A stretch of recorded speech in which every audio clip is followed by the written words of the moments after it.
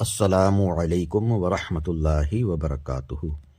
پیارے پیارے محترم اسلامی بھائیوں، اللہ پاک کا کروڑ احسان کہ ہم مسلمان ہیں، لہذا ہر مسلمان مرد ہو یا عورت، عاقل اور بالغ، یعنی مسلمان بھی ہو چاہے عورت ہو یا مرد ہو، عاقل ہو، عقل سلامت ہو، پاگل نہ ہو، اور بالغ ہو نابالغ نہ ہو، اور صاحب نصاب ہو، جو کہ اتنی ملکیت کا مالک ہو یا لیڈیز مالکہ ہو کہ وہ 52.5 تولے چاندی خرید سکتی ہے، چاہے سونا چاندی ملا کر یا مال تجارت ملا کر یا جو پیسہ رکھا ہوا نقد اس کو ملا کر اتنی رقم بنتی ہے کہ 52.5 تولے چاندی خرید سکتی ہے، جو تقریباً 40-45 ہزار روپے کی آئے گی۔ جس کے بعد اتنا روپیہ ہو گیا ملا کے تو وہ صاحب نصاب ہے۔ اب اس پر سال میں ایک بار زکوٰۃ دینا فرض ہے، ہر سال، چاہے وہ مال پہنتی ہوں نہ پہنتی ہوں، رکھا ہوا ہو، فنکشن پہنتے ہوں، ٹھیک ہے، یا شادی کے لیے رکھا ہو کسی کی، بیٹی کی، بہن کی وغیرہ، ہر حال میں زکوٰۃ فرض ہے، چاہے مال وہ میکے سے ملا ہوا ہو، اپنے پیسے سے خریدا ہو، سسرال سے ملا ہوا ہو، دہیج میں ملا ہوا، ہر حال میں اس پر زکوٰۃ فرض ہے۔ تو اس کا طریقہ یہ ہونا چاہیے میرے پیارے اچھے اسلامی بھائیوں، جب بھی سال گزر جائے، ٹھیک ہے، جیسے رمضان میں آپ زکوٰۃ نکال لیں، جب 10 رمضان کو آپ نے زکوٰۃ نکالی تو آپ پین اور کاپی لے لیں اور اس پر لکھتے جائیں کہ میرے پاس سونا اتنے تولہ ہے، اتنے روپے کا ہو گیا، تقریباً 70,000 تولہ مان لیجیے پرانا، وہ لکھتے جائیں۔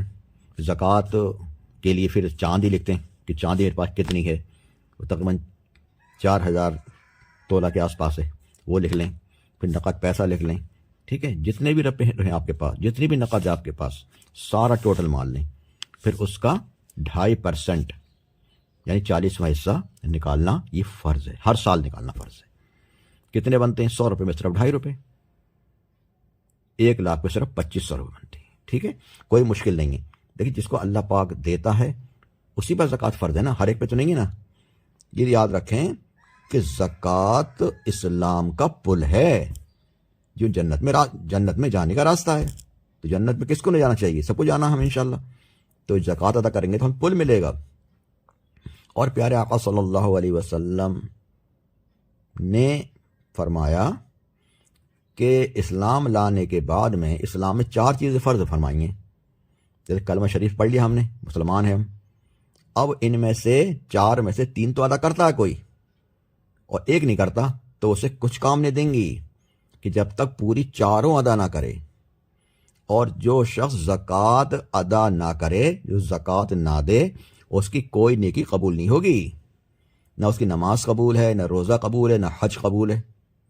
سمجھ رہے ہیں آپ؟ ہمارے بہت سے اسلامی بھائی حج کو جاتے ہیں، زکوٰۃ ادا نہیں کرتے پوری، بس تھوڑے بہت دے دیے ادھر ادھر، سمجھتے پورے ہو گئے۔ پہلی بات تو یہ کہ خالی جتنے پیسے آپ کے حج میں اٹھ رہے ہیں، خالی اتنی کی ہی زکوٰۃ نہیں ہے، بلکہ جتنا آپ کے پاس سونا چاندی ہے، مال ہے، رقم ہے، جو گھر پہ چھوڑ کے جا رہے ہیں، خرچہ کر رہے ہیں، لوگوں کو کھلا رہے ہیں پتیلے بنا کر، ہے نا، وہاں کے لیے راشن وغیرہ لے کے جا رہے ہیں، سارا خرچہ جوڑیں، سارا ٹوٹل جوڑیں، ہمارے پاس کتنا ہے، تو ساروں کی رقم نکال کے جوڑ کر اس کا 40واں حصہ دینا ضروری ہے۔ اگر آپ کے پاس مثال لے لو 20 لاکھ روپے بنتے ہیں، ہے نا، تو 20 لاکھ کے آپ کے 50,000 روپے زکوٰۃ دینا آپ پر فرض ہے۔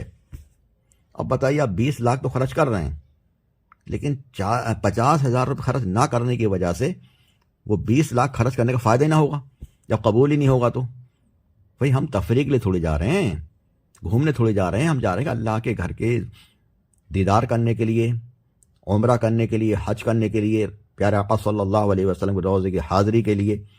تو جب یہی قبول نہیں ہوں گی تو ہمارا پیسہ بیکار ہے نا۔ جب ہم اتنا پیسہ خرچ کر کے جا رہے ہیں، اپنا ملک، اپنا گھر، اپنا پریوار سب کو چھوڑ کے جا رہے ہیں، وہی ہمارا قبول نہ ہو زکوٰۃ نہ دینے کی وجہ سے، تو پھر کیا فائدہ؟ تو پہلے اپنے پورے مال کی زکوٰۃ ادا کریں۔ اب مثال کے طور پر خالی اگر آپ اس ہی کی ادا کریں گے نا جو آپ خرچ کر رہے ہیں، تو تقریباً ایک حاجی کے 5 لاکھ روپے اٹھ رہے ہیں، تقریباً، کم سے کم، گھر سے نکلنے کے سے لے کر لوٹنے تک، ہے نا۔ تو 2 آدمی گھر کے جا رہے ہیں تو 10 لاکھ ہو گئے، تو 10 لاکھ پہ بھی 25,000 روپے بنتے ہیں۔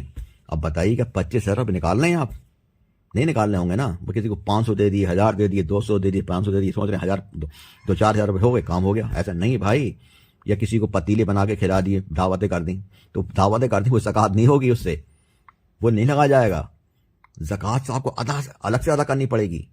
یہ مدرسوں کو دیں، جہاں کے غریب کے بچے پڑھتے ہیں بیچارے، ثواب جاریہ ملے گا، بیوائیں ہوں، یتیم ہوں، ان کو دیں، کوئی معذور ہے ان کو دیں، جو واقعی حقدار ہے اس کو دیں، اور اپنی دعوت اسلامی کو نہ بھولیں۔ دعوت اسلامی تو دنیا بھر میں کیا کام کر ہی رہی ہے، اور انڈیا بھر میں، اپنے ہندوستان بھر میں، پورے انڈیا میں بہت کام کر رہی ہے۔ کئی جگہ سینکڑوں مدرسے ہیں، ہزاروں بچے پڑھ رہے ہیں بیچارے، ہزاروں پڑھ چکے، حافظ بن گئے، قاری بن گئے، ہے نا، مدرسۃ المدینہ میں اور جامعۃ المدینہ میں عالم مفتی بن رہے ہیں، ہے نا، اور یہ فری پڑھائی ہو رہی ہے۔ غریب کے بچے پڑھتے ہیں نا، ان میں کتنا بڑا ثواب ملے گا آپ کو۔ یہ حافظ بن جائیں گے، قاری بن جائیں گے، عالم بن جائیں گے، مدرس بنیں گے، مفتی بنیں گے، امام بنیں گے، تو یہ اوروں کو پڑھائیں گے تو ہمیں ثواب ملتا رہے گا۔ ہم دنیا میں ہیں ثواب ملتا رہے گا، قبر میں چلے جائیں گے ثواب ملتا رہے گا، اور انشاءاللہ یہی ثواب اللہ نے چاہا تو جنت تک لے جائے گا۔ پھر اس کے علاوہ دارالمدینہ اپنے کتنے شعبے ہیں، گنوائیں تو گنوا نہیں پائیں گے ہم۔ مدرسۃ المدینہ جہاں حافظ و قاری بنا جاتے ہیں، جامعۃ المدینہ جہاں عالم اور مفتی بنا جاتے ہیں، دارالمدینہ جہاں ہندی انگلش میڈیم کی پڑھائی بھی ہوتی ہے، اور ان سارے مدرسوں میں عربی اور اردو کی پڑھائی تو ہوتی ہے، حافظ و قاری تو بنتے ہیں، عالم تو بنتے ہیں، ساتھ میں ہندی انگلش میتھ سائنس کی بھی پڑھائی ہوتی ہے۔ نہ اس میں داخلہ فیس لی جاتی ہے، نہ مہینے کی فیس لی جاتی ہے، نہ پریکشا امتحان فیس لی جاتی ہے، کوئی پیسہ نہیں لیا جاتا الحمدللہ۔ ٹھیک ہے، اس کے بعد کورس ہوتے ہیں طرح طرح کے تربیتی کورس، اس میں بہت کچھ سکھایا جاتا ہے، یہ بھی لاکھوں روپے خرچ بیٹھتا ہے، ٹھیک ہے، فری میں۔ اس کے علاوہ شارٹ ٹائم مدرسے، جو بچے ہندی انگلش میڈیم پڑھ رہے ہیں ان کو چھٹی کے بعد پڑھائی کرا رہے ہیں ہم، وہ بھی فری، کہ جب اسکول کی چھٹی ہو جائے تو 2 بجے کے بعد 2 سے لے کے 4، 4 سے 6، 6 سے 8 اس میں بھی کلاسیں لگتی ہیں، تاکہ ہمارے امیر بھائی کے بچے بھی پڑھ لیں، جو مالدار کے بچے ہیں انگلش میں پڑھ رہے ہیں وہ بھی پڑھ سکیں، قرآن تعلیم حاصل کر لیں، نمازیں صحیح کر لیں، جنازے کی نماز پڑھ لیں، تاکہ ہم دنیا سے جائیں تو ہماری جنازے کی نماز تو پڑھا سکے بیچارہ وہ، تو ان کی بھی فری پڑھائی ہو رہی ہے۔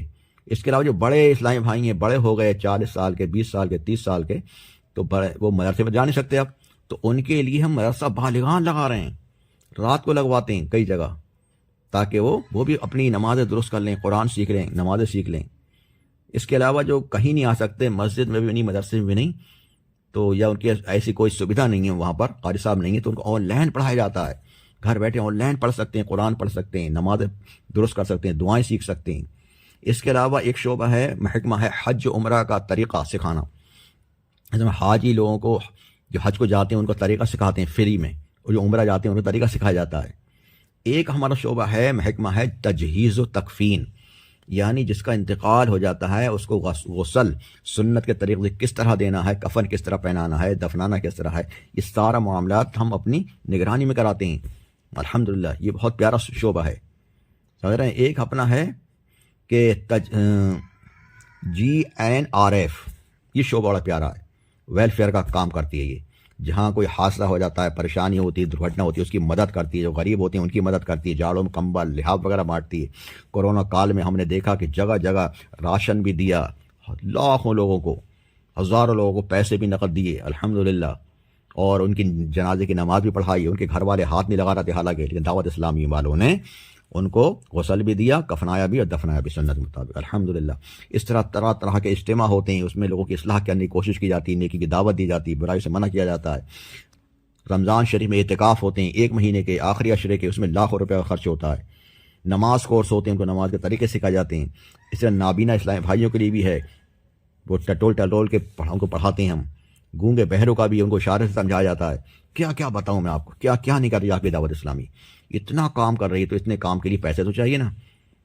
پیسے کہاں سے آتے ہیں؟ یہ کہیں پیڑ تو ہے نہیں لگا ہوا، کہیں اوپر سے تو آتے نہیں، کہیں سے کوئی گورنمنٹ تو دیتی نہیں ہے، صرف یہ آپ کے اور میرے چندے سے ہوتے ہیں، زکوٰۃ، صدقات، خیرات، فطرہ وغیرہ اس سے ہی جمع ہوتے ہیں۔ تو ہمیں چاہیے کہ دعوت اسلامی کو نہ بھولیں، اس کے لیے کوشش کریں کہ جتنا ہو سکے اپنی زکوٰۃ آپ نکال لیں نا، غریب و فقیر کو دیں، مسکینوں کو دیں، اپنے محلے کے مدرسوں کو تو دیں، لیکن زیادہ تر دعوت اسلامی کو دیں۔